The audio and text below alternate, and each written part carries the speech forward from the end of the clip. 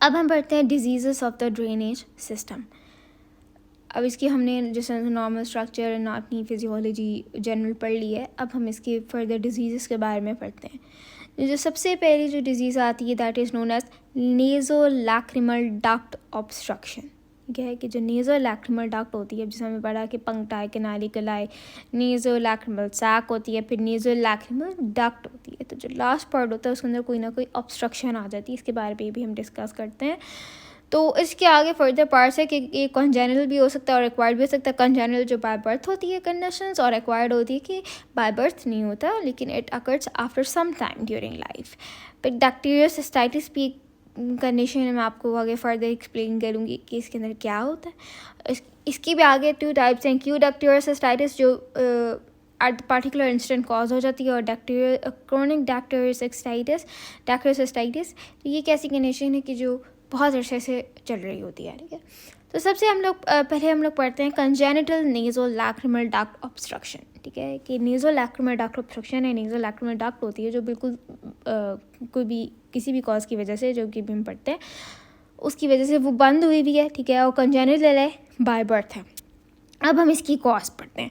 तो कॉज क्या है कि ये सबसे ज़्यादा मोस्ट कॉमन कंजेनिटल एनॉमली है। ठीक है, अब जो नेज़ोलैक्रिमल डक्ट होती है, ठीक है, वो ड्रेन करने के लिए उसके अंदर कैनलाइजेशन तो होगी ना। ठीक है, आफ्टर बर्थ कैनलाइजेशन होगी ताकि आपके जो टीयर्स होते हैं वो ड्रेन हो जाए, आराम से जो है वो नेज़ल कैविटी के थ्रू पास हो जाए। ठीक है, लेकिन क्या होता है, इसकी जो मोस्ट इंपॉर्टेंट काज क्या है कि it is caused by non canalisation of the membrane at the lower end of the nasolacrimal duct. वहाँ पे कैनलाइजेशन नहीं होती है जिसकी वजह से ऑब्स्ट्रक्शन हो जाती है।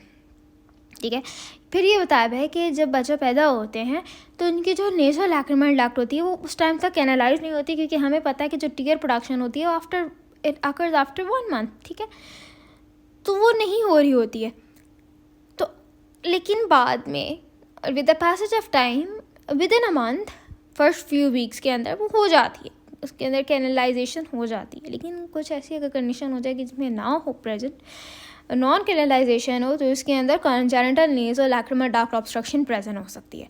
फिर ये भी कॉज हो सकती है कि it might be happen due to the mal development of the punctum and the canaliculi, कि डक्ट ठीक है लेकिन अगर पंक्टम में कोई ऑब्स्ट्रक्शन हो गई है या कैनालिकुलाई के अंदर कोई ऑब्स्ट्रक्शन हो गई है, तब भी हमारे पास नेज़ोलैक्रिमल डक्ट ऑब्स्ट्रक्शन हो जाती है। ठीक है, फिर इसके ना सिम्टम्स क्या होते हैं। अब सिम्टम्स में ये है कि क्लिनिकल फीचर्स में ये है कि ये 5% ऑफ द केसेस में होता है, ये इतनी मोस्ट कॉमन नहीं है लेकिन कुछ बच्चों में प्रेजेंट होता है। ये यूनिलैटरल भी हो सकता है, बायलैटरल भी हो सकता है। बायलैटरल में बहुत ज़्यादा कॉमन है कि दोनों आँखें खट्टे हो जाए। ठीक है, अगर फिगर 6.3a का मैं आपको बताऊँ तो इसके अंदर जो लेफ्ट आई है इसके अंदर नेज़ोलैक्रिमल डक्ट ऑब्स्ट्रक्शन है, और आप देखेंगे ग्रीनिश आई के अंदर ऑब्स्ट्रक्शन हुई हुई है। फिर आप फिगर 6.3b को देखें तो ये बायलैटरल हुई हुई है, और इसके अंदर दोनों के अंदर नेज़ोलैक्रिमल डक्ट ऑब्स्ट्रक्शन हुई हुई है और डक्ट भी ब्लॉक हुई हुई है। फिर सिम्टम्स का कैसे पता चलेगा, 3 to 4 वीक्स में पता चलेगा, क्योंकि उसके पहले तो टीयर्स की प्रोडक्शन ही नहीं होती। 1 मंथ में टीयर प्रोडक्शन होगी, तो फिर वो जब ऑब्स्ट्रक्शन होगी तो तब पता चलेगा। ठीक है, फिर typically the symptoms of watery eyes. ठीक है, वाटरी आइज क्यों होती है, क्योंकि आपके पास जो टीयर्स होते हैं वो ड्रेन हो ही नहीं रहे, तो वाटरी आइज होंगे। फिर जब वो टीयर्स काफ़ी देर तक वहीं पर रहेंगे तो it can cause a mucopurulent discharge. ठीक है, आईलिड मार्जिन के अंदर। और जब आप रीजर्जिटेशन टेस्ट करते हैं वो पॉजिटिव होता है। रीजर्जिटेशन टेस्ट में क्या है कि अगर आप थोड़ा सा प्रेशर अप्लाई करते हैं ऑन द लैक्रिमल सैक, ठीक है, तो आप देखेंगे कि पस फ्लूइड जो होता है, म्यूकोप्रोल्यूरेंट फ्लूइड होता है, वो बाहर निकलता है, वो फील होता है। फिर इसकी कॉम्प्लिकेशंस क्या होती हैं। ठीक है, म्यूकोसील हो जाए, कंजक्टिवाइटिस हो सकता है, एक्यूट बैक्टीरियल सिस्टाइटिस में आपको आगे बताऊंगी क्या होता है। उसके बाद कोई फिस्टुला फॉर्मेशन भी हो सकती है। ठीक है, so what are the differential diagnosis. ठीक है, आप इससे आप और क्या क्या डायग्नोस कर सकते हैं कि मे बी ये और फर्दर कंडीशंस ना हो। सबसे पहले तो पंक्टल एट्रीजिया, कि मे बी पंक्टल में कोई जो पंक्टल ड्रेनेज होती है उसके अंदर कोई ना कोई ब्लॉकेज हुई भी है, वो बंद है। कंजक्टिवाइटिस हो जाए, अगर कंजक्टिवा के अंदर इन्फ्लेमेशन हो जाए तो वो उससे भी कंजेनिटल नेज़ोलैक्रिमल डक्ट ऑब्स्ट्रक्शन हो सकती है। कॉन्जेनिटल ग्लाइकोमा है, ठीक है, कि बाय बर्थ ग्लाइकोमा हुआ है, तो उससे भी नेज़ोलैक्रिमल डक्ट ऑब्स्ट्रक्शन हो सकती है। केराटाइटिस हो जाए या यूवीआइटिस हो जाए, या केराटाइटिस कॉर्नियल इन्फ्लेमेशन हो जाए, यूवीआइटिस भी इन्फ्लेमेशन होती है तो वो हो जाए, तो उससे भी हमारे पास नेज़ोलैक्रिमल डक्ट ऑब्स्ट्रक्शन हो सकती है। फिर आपने ना ट्रीटमेंट क्या करना होता है।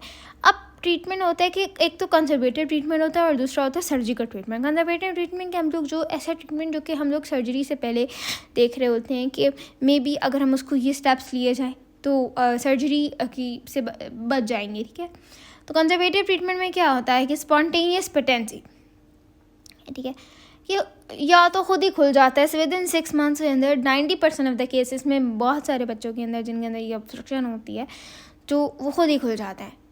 6 मंथ्स में 90% है, 95% 9 मंथ्स में, और उसके बाद 6 to 9 मंथ्स उसके बाद अगर कॉज करता है तो उसके अंदर हो सकता है, लेकिन अगर नहीं है तो आप प्रोब करके, ठीक है, प्रोब पास करके तो उसको ओपन कर सकते हैं। फिर आप कंटिन्यूसली अगर आप मसाज करते हैं, ठीक है, आपने देखा होगा कि बच्चों को जिस तरह से कहते हैं ना कि इनकी ड्रेनेज नहीं हो रही है, मोस्ट कॉमन है, तो उनको डॉक्टर यही प्रिस्क्राइब कर रहे होते हैं कि आप मसाज करें, ठीक है। तो जब हम उसको एरिया को मसाज करते हैं तो उसके अंदर से जो पास होता है वो सारा कुछ ड्रेन हो जाता है, ठीक है।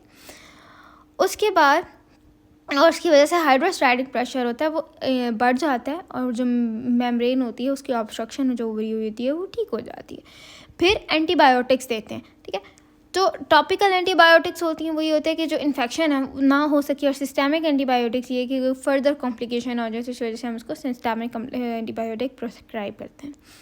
अब सर्जिकली ट्रीटमेंट कब देते हैं। अब सर्जिकली ट्रीटमेंट हमने तब देना है जब कंजर्वेटिव ट्रीटमेंट का कोई इफ़ेक्ट फील नहीं हो रहा। जब हम प्रोब पास करते हैं तो उससे हम वो कैनाल को, उस ड्रग को ओपन कर लेते हैं और इश्यू रिजॉल्व हो जाता है।